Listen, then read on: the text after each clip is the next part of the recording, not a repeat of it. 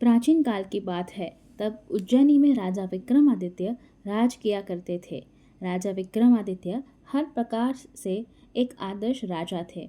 उनकी दानशे की कहानियाँ आज भी देश के कोने कोने में सुनी जाती है।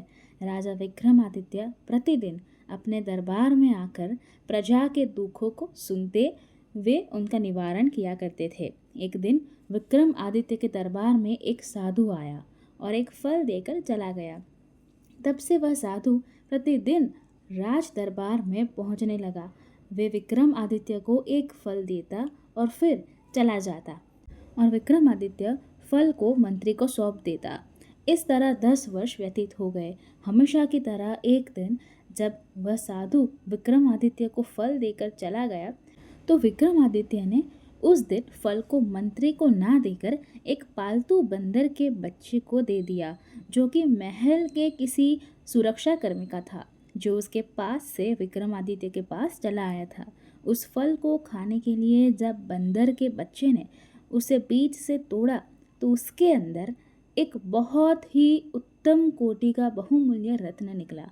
ये देखकर विक्रमादित्य ने वह रत्न ले लिया और मंत्री को बुलाकर उससे पूछा, मैं रोज रोज साधु द्वारा लाया हुआ जो फल तुम्हें देता हूँ, वे फल कहाँ है?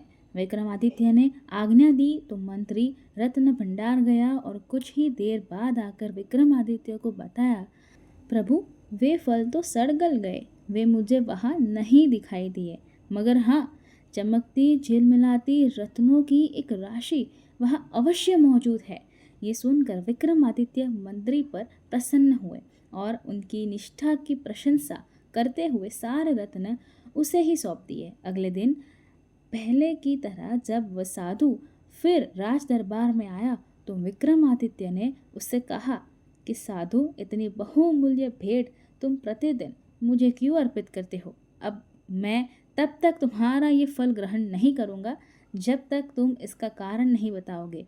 विक्रमादित्य के कहने पर साधु उन्हें अलग स्थान पर ले गया और उनसे कहा, हे राजन, मुझे एक मंत्र की साधना करनी है जिसमें किसी वीर पुरुष की सहायता अपेक्षित है। हे वीर श्रेष्ठ, उस कार्य में मैं आपकी सहायता की याचना करता हूँ। ये सुनकर विक्रमादित्य ने उसकी सहायता करने का वचन दे दिया। तब संतुष्ट होकर साधु ने विक्रमादित्य से फिर कहा, हे राजन, तब मैं आने वाली अमावस्या को यहाँ के महाश्मशान में बरगद के पेड़ के नीचे आपकी प्रतीक्षा करूँगा। आप कृपया वहीं मेरे पास आ जाना। विक्रमादित्य ने कहा, ठीक है, मैं ऐसा ही करूँगा। तब वह साधु संतुष्ट होकर अपने घर चला गया। उसके बाद जब अमावस्या आई तो विक्रमादित्य को साधु को दिए अपने वचन का स्मरण हो आया और वह नीले कपड़े पहन, माथे पर चंदन लगाकर तथा हाथ में तलवार लेकर गुप्त रूप से राजधानी से निकल पड़ा। विक्रमादित्य उस स्मशान में जा पहुंचा जहाँ भयानक गहरा और गुप्त अंधेरा छाया हुआ था।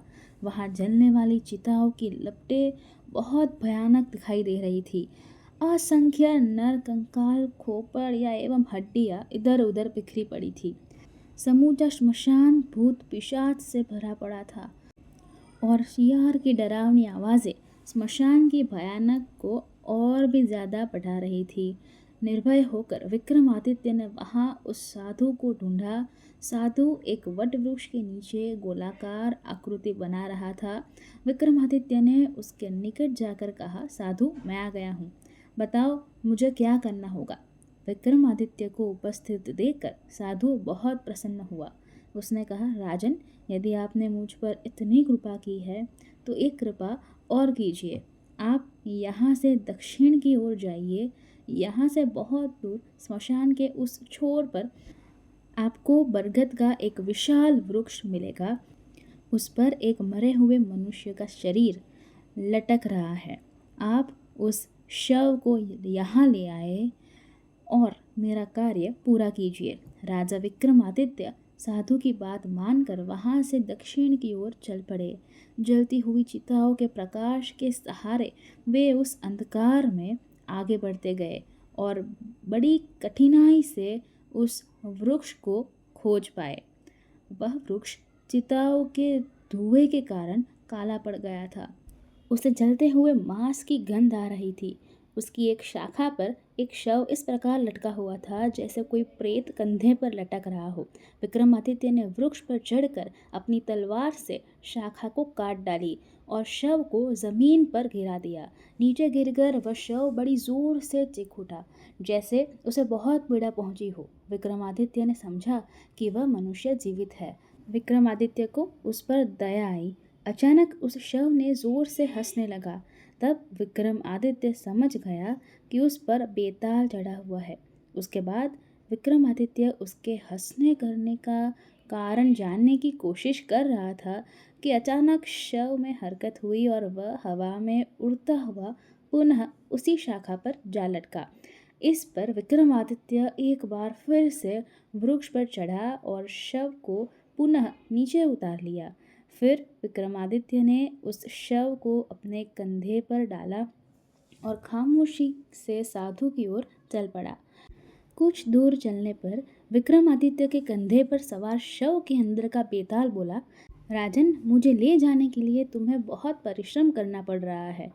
तुम्हारे श्रम के कष्ट को दूर करने एवं समय बिताने के लिए मैं तुम्हें एक कथा सुनाना चाहता हूँ, किंतु कथा के दौरान तुम मौन ही रहना। यदि तुमने अपना मौन तोड़ा तो मैं तुम्हारी पकड़ से छूटकर पुनः अपने स्थान को लौट जाऊंगा।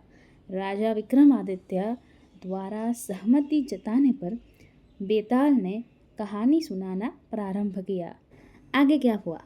आगे की कहानी जानने के लिए इस वर्सेटाइल यूट्यूब चैनल को सब्सक्राइब कर लीजिए, साथ वाला बेल आइकन दबा दीजिए। उसके बाद 3 ऑप्शंस आएंगे, ऑल के ऊपर क्लिक ज़रूर से कर दीजिएगा ताकि आपको हर नए वीडियो की नोटिफिकेशन सबसे पहले मिलती रहे।